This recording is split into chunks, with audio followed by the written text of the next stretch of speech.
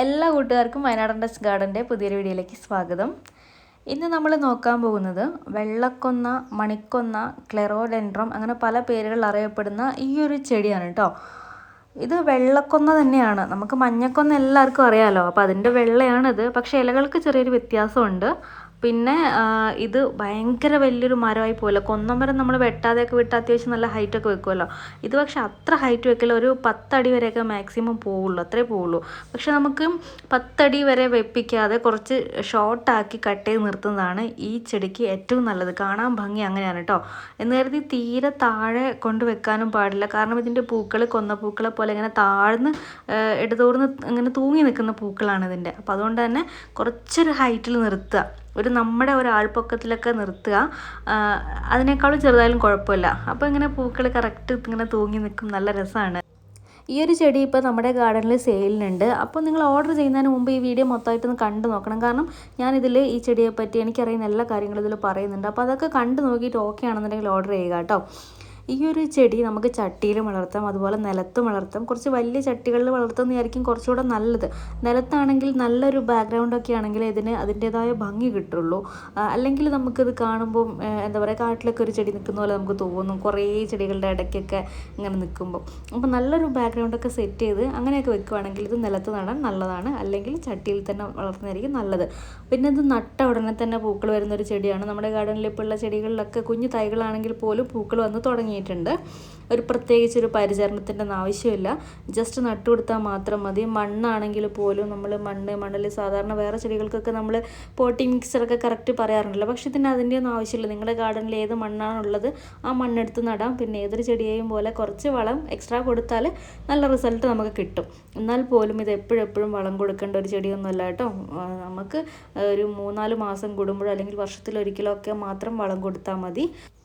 വളമൊന്നും കൊടുത്തിട്ടില്ലെങ്കിലും മണ്ണൊന്നും പ്രത്യേകം ശ്രദ്ധിച്ചിട്ടില്ലെങ്കിലും ഈ ചെടി ഇങ്ങനെ പൂത്തുകൊണ്ടിരിക്കും. പിന്നെ ഇതിൻ്റെ ഒരു ഫ്ലവറിങ് സീസൺ എന്ന് പറയുന്നത് ഈ ഒരു വെയിലുള്ള കാലം തന്നെയാണ്. മഴക്കാലത്ത് അങ്ങനെ ഇത് പൂക്കാറില്ല, ഒരു 2-3 മാസം മാത്രമേ ഇത് പൂക്കാത്തത് ഉണ്ടാവുള്ളൂ.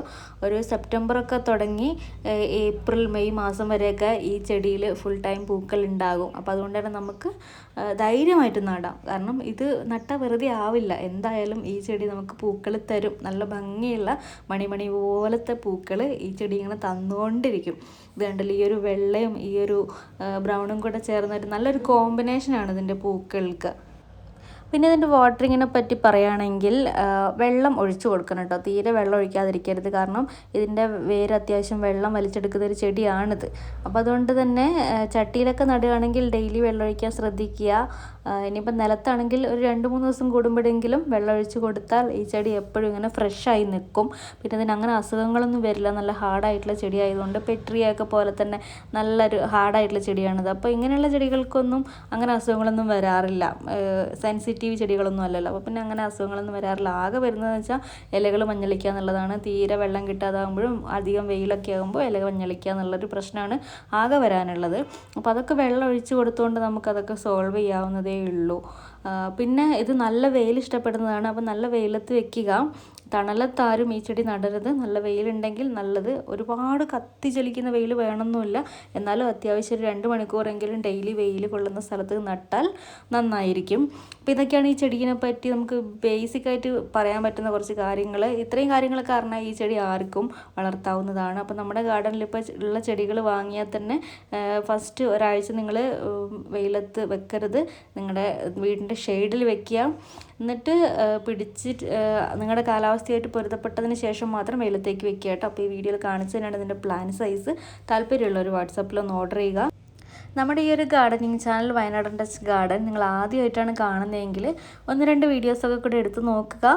വീഡിയോസൊക്കെ ഇഷ്ടമാവുന്നുണ്ട് എന്നുണ്ടെങ്കിൽ നിങ്ങൾ ഈ ചാനലൊന്ന് മറക്കാതെ സബ്സ്ക്രൈബ് ചെയ്യുക കേട്ടോ. പിന്നെ നമുക്ക് ഫേസ്ബുക്ക് പേജും ഇൻസ്റ്റാഗ്രാം പേജും ഉണ്ട്, അതും കൂടെ ജസ്റ്റ് ഒന്ന് നോക്കണേ.